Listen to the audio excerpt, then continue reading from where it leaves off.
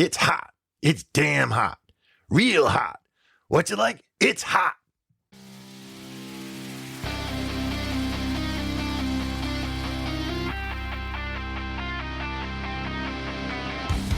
Welcome to the Throttle and Roast podcast. I'm your host, Niels Meersschaert. In today's episode, I'll be looking at hot riding. I'd come across a post recently in a new motorcycle group asking how people deal with the heat when riding. And as I record this, we've had several days of upper 90 degree Fahrenheit weather here in New York as we've had a little bit of a heat wave. So it's the perfect time to address this topic. So I saw this question posed in one of the new motorcycle rider groups, and they asked, during the summer heat, are you sweating it out in full gear, or are you sacrificing safety for a cooler ride? Now, the problem with this question lies in the premise that taking off your riding gear actually would make you cooler. And in truth, it oftentimes is the opposite. And in fact, it can make you hotter. And we'll get into why that happens. But I think this is sort of a assumption that a lot of riders will have, is that by taking off layers, they will be more comfortable than if they're riding with their riding gear. So we're gonna talk a little bit about that.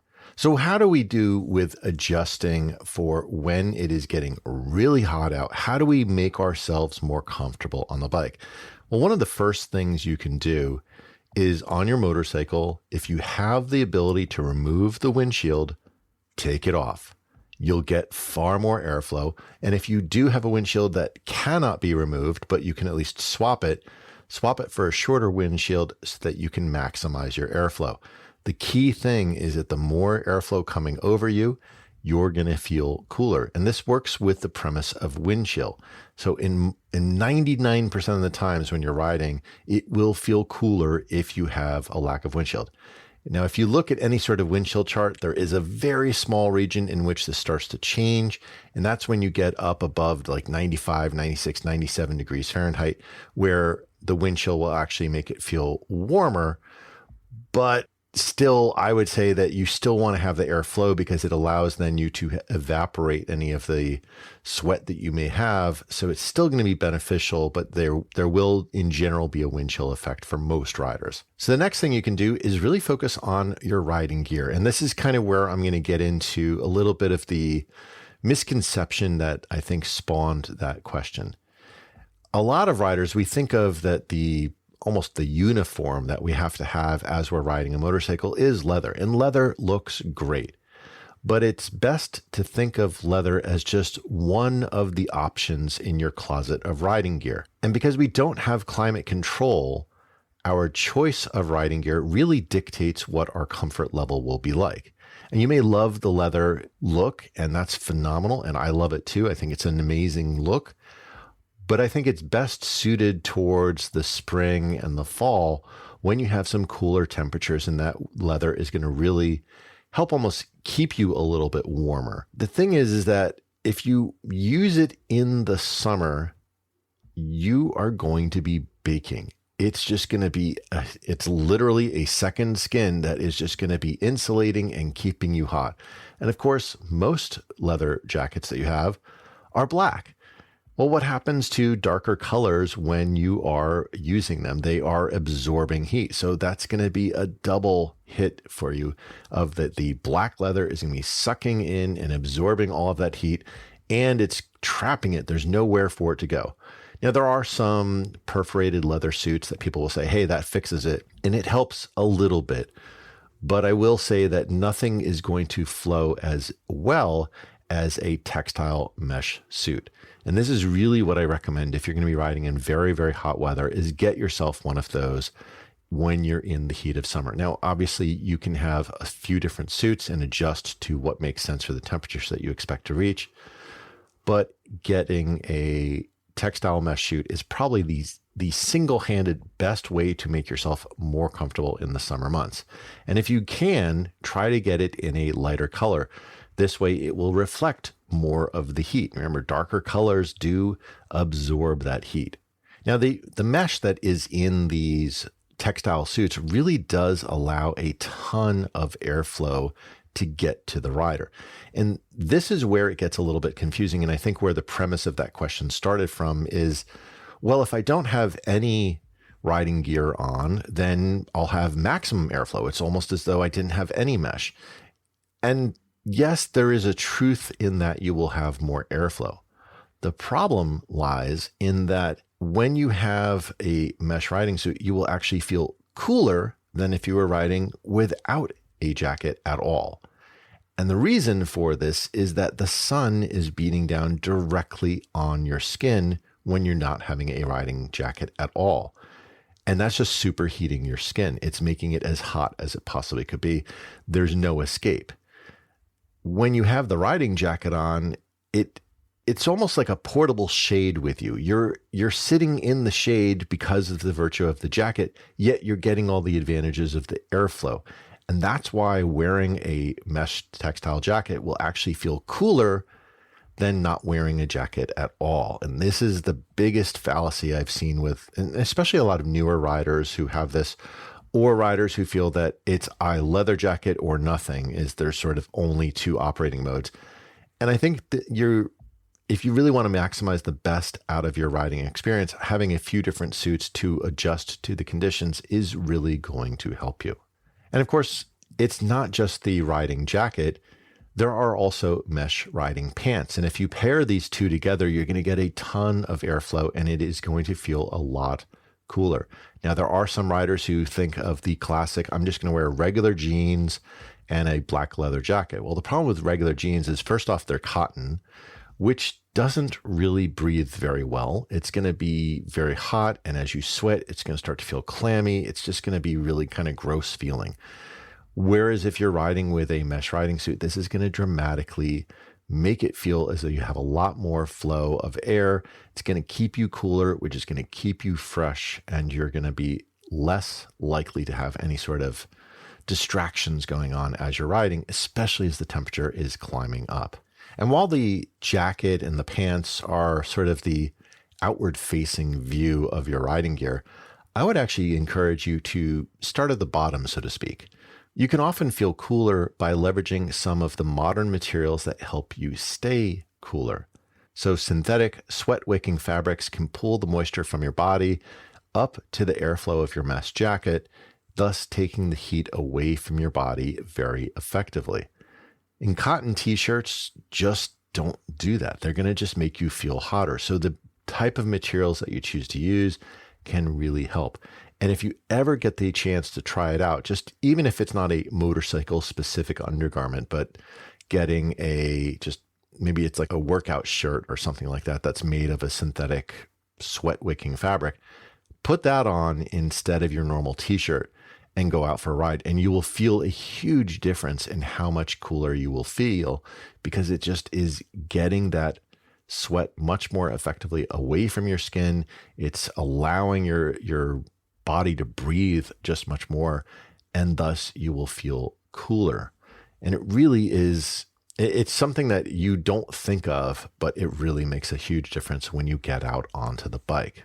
Now, as I talked about in the opening, it's been hot, like really, really hot here, up in the mid to upper 90s, like every single day. I was taking out the garbage the other day at 8:45 in the morning, and it was 85 degrees at 8:45 in the morning. It was insane how hot it has been. And when it's hot like that, this is when you start looking at almost like a portable air conditioner. And while it's not technically an air conditioner, but it's the closest proximity that we have for motorcycling. And this is a cooling vest. Now, cooling vests are available in usually two basic variants. One is where they're soaked in water, and the other one is where they are filled with water. And you might hear that and you say, yeah, but that sounds basically exactly the same, although there is a subtle difference in how these work. But both of these work from the principle of evaporative cooling. So if you were to put these, for example, on top of your synthetic base layers and underneath your mesh suit, you are going to get a tremendous amount of cooling effect. And it really does feel like a portable air conditioner. In ideal conditions, I've put these on and it feels at least 15, maybe even 20 degrees cooler than it would be without the cooling vest. So it really can help a lot when it gets into those upper temperatures. Now, as I mentioned, there are there's two versions of these, and one of them is the low cost version. And this tends to be under about $100 to get these vests, sometimes even really much lower than that. And these work by being soaked in water. So you essentially take the garment, you put it underneath, into a sink filled with water, you get it totally wet, soaked out, and then you put them on. And these do work, but you're literally wet because the wet water is just right up against your base layers or against your skin. And you kind of have a little bit of this sort of clammy feeling to them. Because they're just a surface layer, or it's a very thin layer of what's absorbing that moisture, they tend to dry out a little bit quicker, and thus they don't last as long for the cooling effect. But they are a great budget item, and if you only are going out for a quick ride, they're certainly a very effective way to do this. I actually started with one of these type of cooling vests way back when. There is a higher end version though, and these higher end options will tend to be over $200. So they're a significant bump up in terms of price. And the way that these work is that they're filled with an internal bladder. And this lets out a light mist of moisture over time. So you don't get that feeling of just being soaked in like a wet t-shirt and just totally wet. And because of this, they can actually last much longer. Now, as I said, I've owned both of these. I switched to the higher end one probably like 5, 7, 8 years ago at this point. And the soaking kind, the cheaper one, pretty much would give up the ghost after maybe a couple of hours of riding. While the internal bladder options, I've gone an entire weekend and still had cooling effect. It's a huge difference between these two designs of how effective they can be. Now, the problem, and this is what comes down to the premise of the underlying technology being evaporative cooling, it's just like the sweat that's on your skin. It's the same premise. It's the water is going to be evaporated when it is converted from that liquid into a gas. It actually takes some of the heat from your body at the same time. The thing is that when it's hot and it's dry, these work amazing. They're exactly like an air conditioner. They feel at least 10 to 20 degrees cooler than they would if you didn't have them. But as the humidity increases, the air is so saturated that just like when you're just sweating and you're like, oh my God, I'm still so hot. Nothing is making me feel cooler because it's so muggy. Your sweat can't do anything. The air literally cannot take any more moisture. So there is no evaporation occurring. Therefore, there is no heat exchange. And therefore, you just keep feeling warmer. So they don't work as well when it's humid.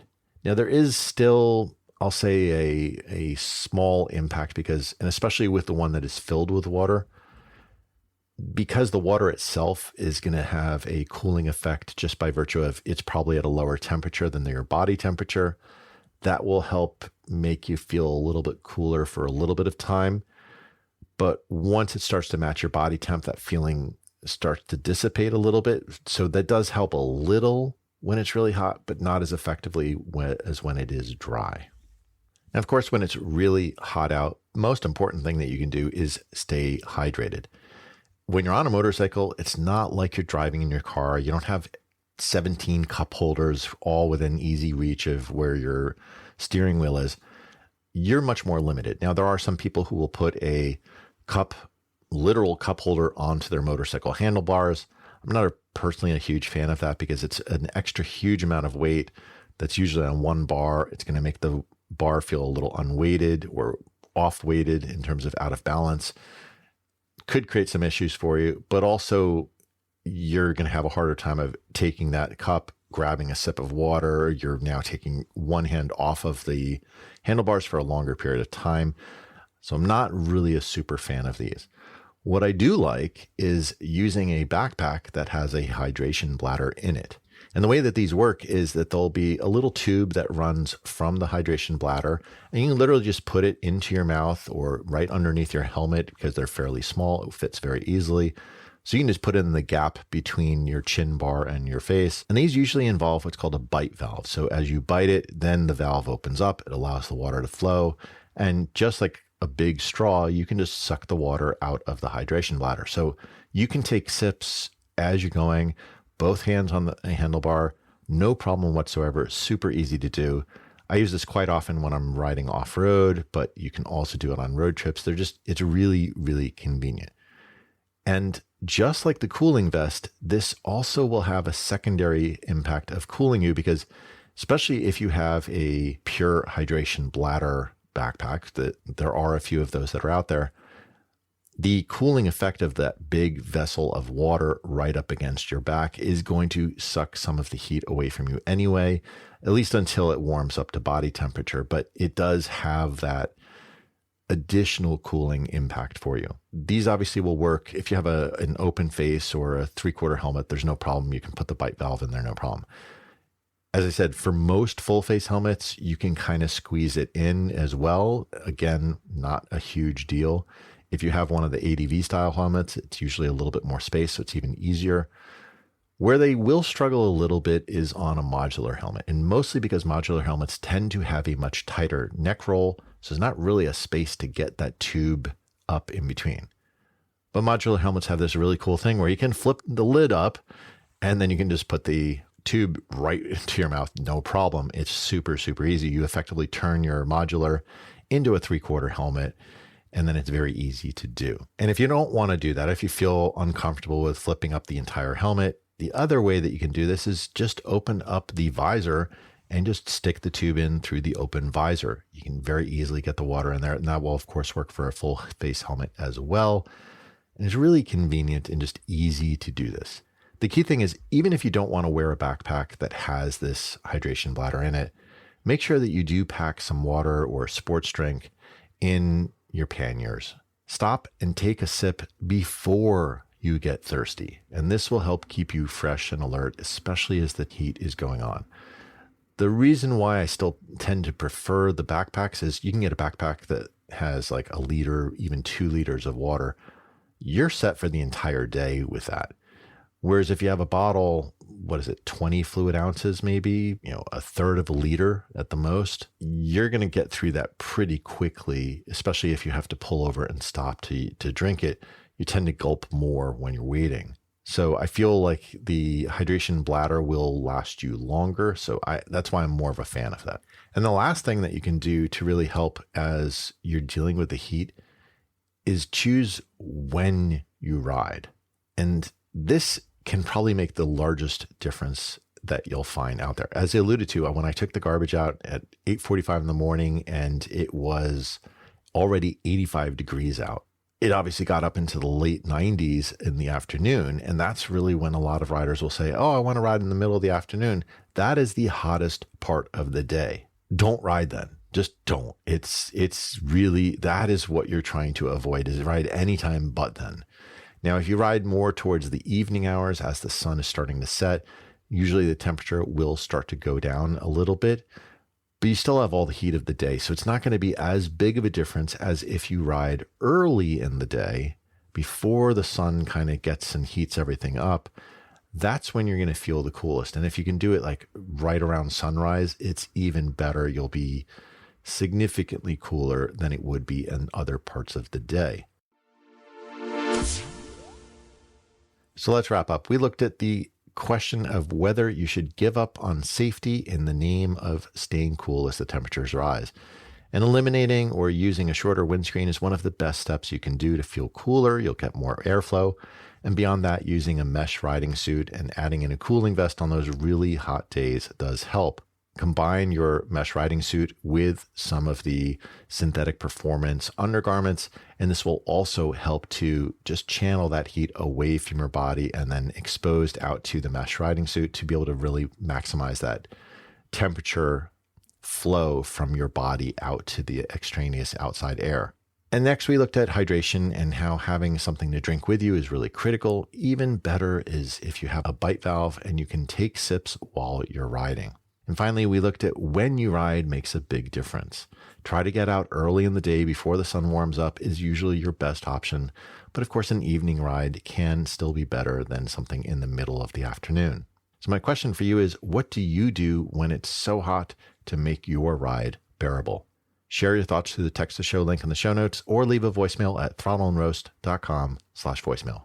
Thanks for listening. I'll talk to you next week. Hey, if you enjoyed this episode, please tell a friend about the show. You can often share an episode directly from your podcast app, or you can direct them to throttleandroast.com. Word of mouth is the best way for us to grow and find new listeners, so I really appreciate your help.